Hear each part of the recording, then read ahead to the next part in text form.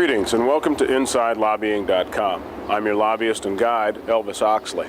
In conjunction with the Villanova School of Business, this video series is intended to educate all people who seek to exercise their First Amendment right to petition the government for a redress of grievances.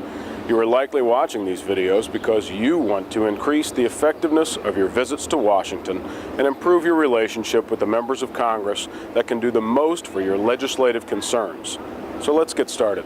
And everybody has the right to come and tell their side of the story on issues that are important to them in Washington, D.C. The more often you do it, and the more truthful you are when you do it, the better the chances you'll get the outcome you want when we vote on it on the House floor.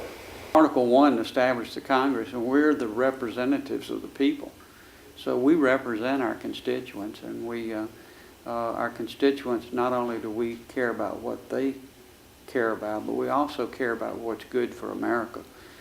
Well, a lobbyist is a spokesperson for a group, and there's from the time you're born to the time you die, you're with lobbyists, no matter what you think. The American Red Cross is lobbyists. Little Sisters of the Poor, they have a lobby. Everybody has a lobby.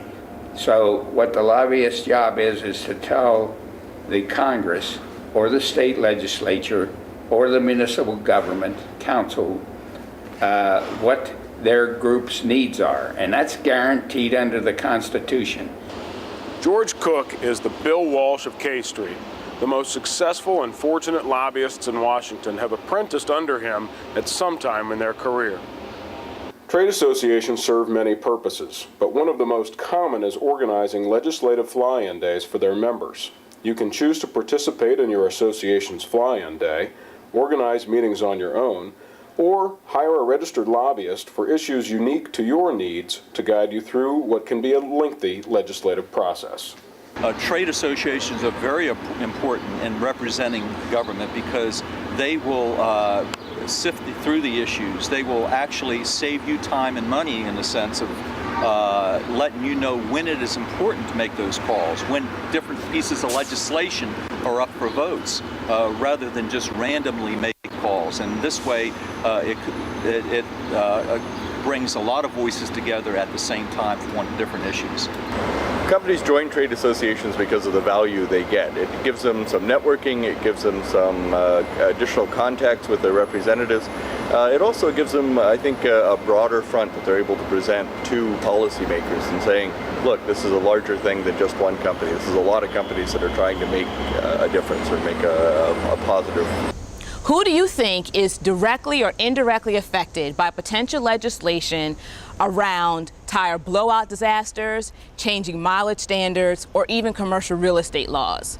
The National Automobile Dealers Association. Lobbyist Bailey Wood must be on top of a myriad of issues at all times. Any DA, as important on Capitol Hill, is based almost exclusively on the relationship that dealers have with their members of Congress. We have 21,000 members.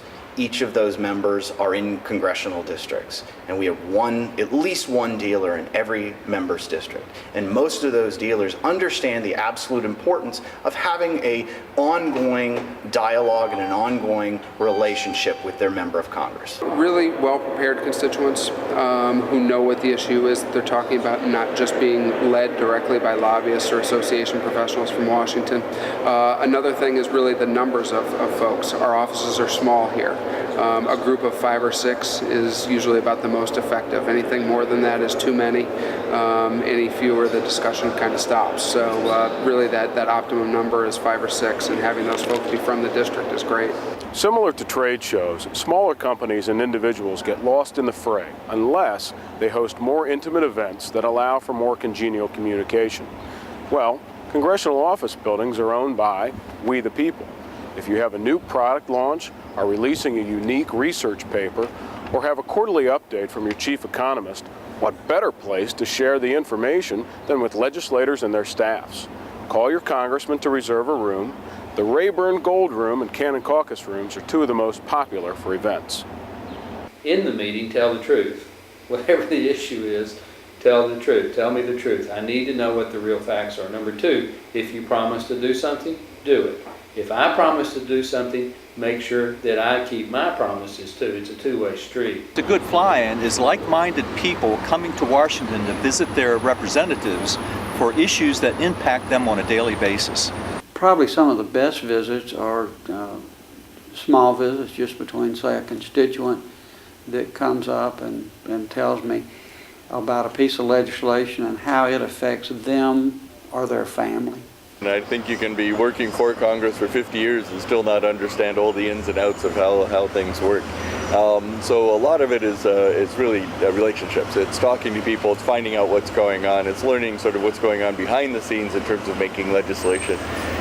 Too often you find you're working on one side of an issue and you realize there's a subtext that's been going on, and you need to learn that subtext to be able to achieve what you're trying to achieve. Your member of Congress wants to see you here in Washington and during functions back in the district. Be courteous, honest, clear, and consistent with the messages you deliver. You are constitutionally empowered to be part of our political process. Now it's up to you to come to Capitol Hill and share your views.